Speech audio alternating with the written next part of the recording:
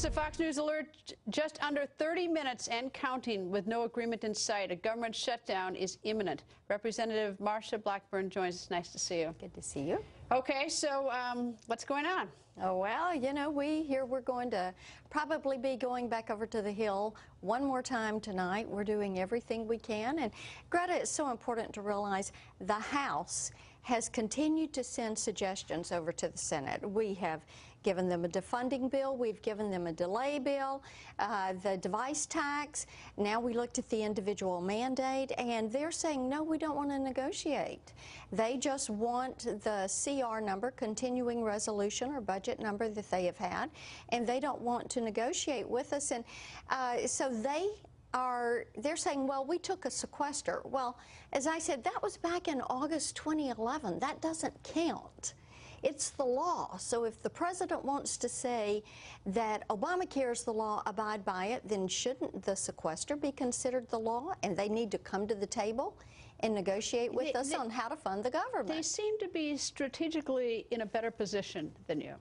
Well, so I mean, so like you may not think it fair. You may think that you've given everything, but the problem is that tactically and strategically, it looks like you're like getting painted in the corner right now. Actually, I don't think we are. Okay, tell me why I'm wrong. I will tell you why I think that the American people are beginning to figure out what is going on, and that we were here working all weekend, and you had the president playing golf, and Harry Reid was gone, and Pelosi was gone.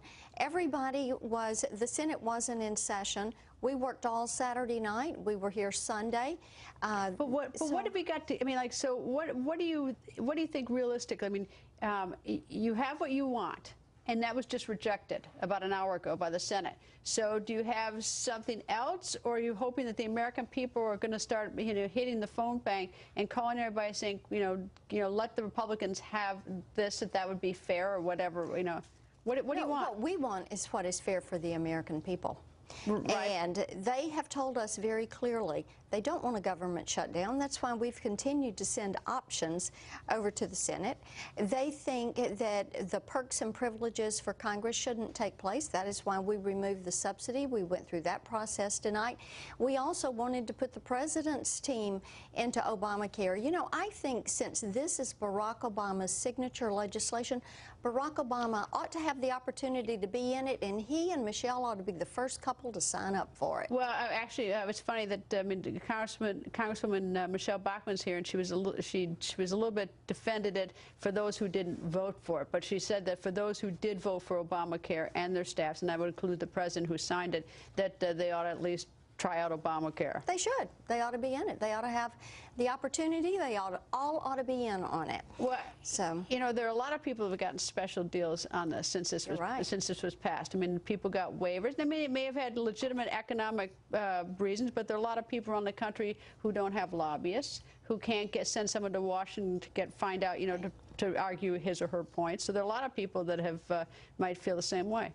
Absolutely. There have been over 1,200 waivers given. The very first waiver was given to the Obama administration, the leadership staffs of the House and the Senate, when they were still writing the bill, when people hadn't read it yet. They opted themselves out.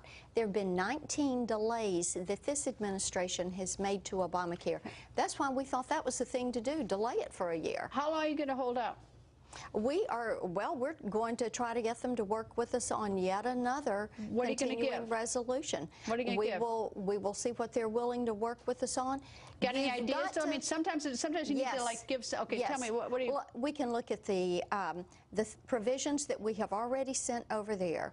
They have those provisions in front of them. Those have been rejected. You got something else in your hand? They can have the opportunity to come back and pick up some of those.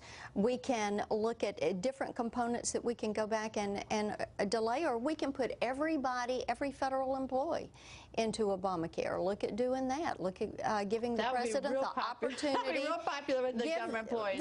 Well, if if this is something, if you've got people at the IRS enforcing this, don't you think they ought to be a part of it? Well, if you've got people at HHS, the IRS a whole nother hour on that. They've lost $67 million that they were given. They were given a big package of money for implementation of Obamacare. They've lost $67 million. I don't know if they found it last week, but we did a segment on $67 million. You're exactly right. Which is like, if that doesn't give everyone a stroke in this country, I don't know what will. The point is, the American people want us to get this government straightened out. They want it to work fairly and equitably for everybody. They've seen a lot of favoritism in Obamacare. They're seeing a lot of cronyism. If you find out where that $67 million is, or if anyone knows, I'll let you know. Let me know. Anyway, nice to see you. Good to see you.